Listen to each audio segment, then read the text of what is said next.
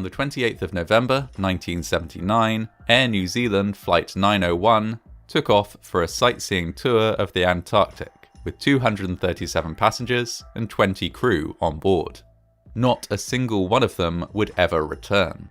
One small and seemingly insignificant error, made more than a year before, had already started a chain of events that would set the flight, quite literally, on the path to disaster. In February 1977, Air New Zealand and Qantas began offering sightseeing flights to Antarctica. These flights were incredibly popular, and understandably so. Passengers would experience unique views of a wild and mysterious part of the world, one that relatively few had ever seen. As Air New Zealand put it, "The flights will give you a unique opportunity to look down on the lonely land of Scott, Shackleton and Byrd, and their explorer scientist successors." Antarctica is a vast but sparsely populated continent. Its only human inhabitants are researchers, whose numbers peak at around 5,000 in the summer.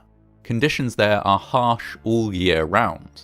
The lowest ever recorded temperature on Earth, minus 89.2 degrees Celsius or minus 128.6 degrees Fahrenheit, was recorded there. As well as being the coldest continent, it is also the driest and windiest. With these new flights, tourists would be able to take a view of this dangerous continent in complete comfort and safety, with meals and refreshments served throughout, and a complimentary bar service. Even the in-flight movies were Antarctic themed, and an expert would be on board to provide live commentary over the course of a flight lasting 10 to 12 hours. All of this cost just 275 New Zealand dollars. When asked for feedback, most passengers said they saw the trip as a once-in-a-lifetime experience, and said that it was the sense of adventure and exploration that attracted them to it. People would travel to New Zealand from all over the world specifically for an Antarctic sightseeing flight. Lots of people. Over the years they were running, around 10,000 passengers visited the Antarctic on board one of these flights. 237 people had booked tickets for the flight on the 28th of November 1979.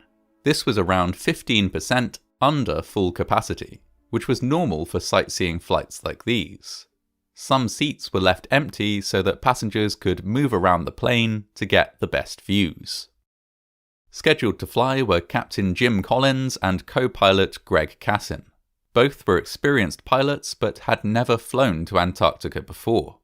They had, however, attended a route qualification briefing. This briefing included a 45-minute flight simulation and printouts of the intended route, which was to take them south from Auckland to Cape Hallett in Antarctica, before continuing along the coast to the Ross Sea. They would then fly down McMurdo Sound, a body of water to the west of Ross Island where Mount Erebus, an active volcano, stood at a height of 3,794 metres, or 12,448 feet. Over the vast expanse of McMurdo Sound, they would perform 2 large loops through the clouds to bring the plane down to a lower altitude and offer passengers a better view. After this, they would head back north to Christchurch, where they would stop for 45 minutes for refueling and a crew change before completing the journey back to Auckland. At 8:30 a.m, passengers and crew boarded the McDonnell Douglas DC-10 for flight TE-901. The first 4 hours of the flight passed without incident. Around noon local time, there were regular back and forth communications between the crew and both McMurdo Station and the tower at the nearby Williams Field. At 12:49, however, these communications abruptly ceased, and Flight 901 could not be reached again. By 2 p.m, just over an hour after the last communication with the DC-10, the US Navy released a situation report saying that they were sending out 3 aircraft in an attempt to locate the missing plane. Flight 901 had been scheduled to land in Christchurch at 6:05 p.m. that evening. Family members that were waiting for their loved ones were initially told that the flight was merely delayed, and that this was perfectly normal. The longer the wait went on, however, the clearer it became that something was wrong. At 9 p.m, around 30 minutes after the plane would have run out of fuel, Air New Zealand issued a statement to the press that the plane was lost. It wasn't until shortly after midnight that a US search team spotted some debris on the side of Mount Erebus. At 9 a.m. the following morning, helicopters were able to take search parties to the mountain, where they confirmed that the wreckage was all that remained of Flight 901. It became quickly apparent that there were no survivors. It appeared that the plane had crashed directly into Mount Erebus and exploded, scattering debris across the mountainside. Amongst that debris were hundreds of human bodies, people who had to be recovered and positively identified. The logistics of doing so were complicated. Recovery workers camped on the mountainside a short distance from the crash site and worked in 12-hour shifts in the perpetual Antarctic daylight. They were faced with scavenging birds, freezing conditions, scarce resources, and constant exposure to the site of traumatic injuries. Despite all these factors, they worked heroically to recover as many bodies and body parts as possible, and were ultimately able to positively identify all but 44 of the victims. In the aftermath of the crash, an inquiry was launched. After some investigation, the New Zealand Chief Inspector of Air Accidents, Ron Chippendale, ruled that the crash had been due to pilot error. He blamed the decision to descend below the cloud when the crew were, according to him, unsure of the plane's exact position. This was a maneuver that, he reported, certainly was not approved by the airline, and which the pilots had been wrong to carry out. This assertion, however, was undermined by the fact that there was an abundance of publicly available evidence of previous flights on the route being cleared to descend to similar low altitudes. This evidence included articles in Air New Zealand's own travel magazine and in another magazine distributed to homes across the country courtesy of Air New Zealand. Data recorded on previous flights also indicated that descending to these low altitudes was practically routine. Following a public outcry, a second inquiry was authorised by the Government of New Zealand, this time headed by Justice Peter Mahon. When Mahon released his report in 1981, it told a rather different story. Mahon noted that, 14 months before the flight, route data had been computerised. While it was being computerised, a transcription error had been made.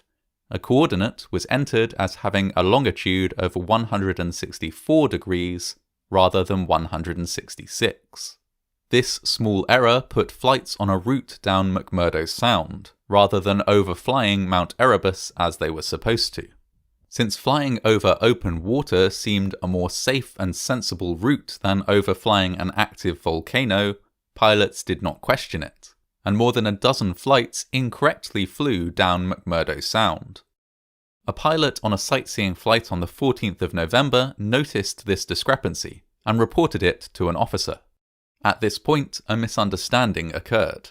The officer attempted to make a correction to the computerized flight path, thinking in doing so that he was only making a small adjustment, changing a waypoint from the location of a non-directional beacon to the location of an airfield just a short distance away.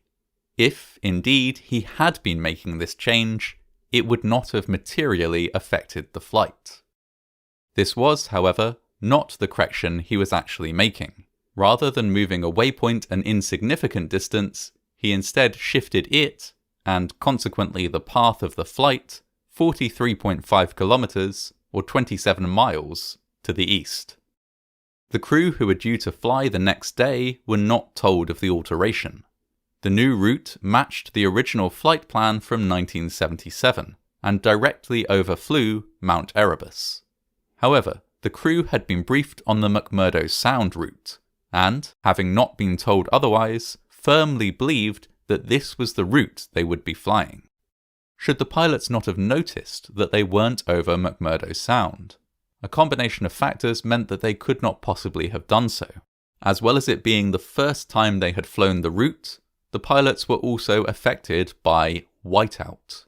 This is a phenomenon whereby a cloudy white sky becomes indistinguishable from a white snow-covered landscape. Though visibility was perfectly clear, they could not distinguish the mountain as it loomed up in front of them. The Mahon inquiry cleared the crew of any wrongdoing. What's more, it asserted that airline executives and senior pilots at Air New Zealand had engaged in a conspiracy to cover up any wrongdoing, and accused them of an orchestrated litany of lies. Air New Zealand were ordered to pay more than half of the costs of the inquiry, but this ruling was successfully appealed at the High Court of New Zealand. 30 years would pass before Air New Zealand issued an apology, and when they did so, it was only for their actions in the aftermath of the accident, not for the accident itself. In 2019, 40 years after the crash, they went on to issue a full apology. A funeral was held in February 1980 to bury the unidentified remains recovered from the crash site. At that time, the friends and families of the dead did not know just how long they would have to wait before the truth would emerge about the loss of their loved ones.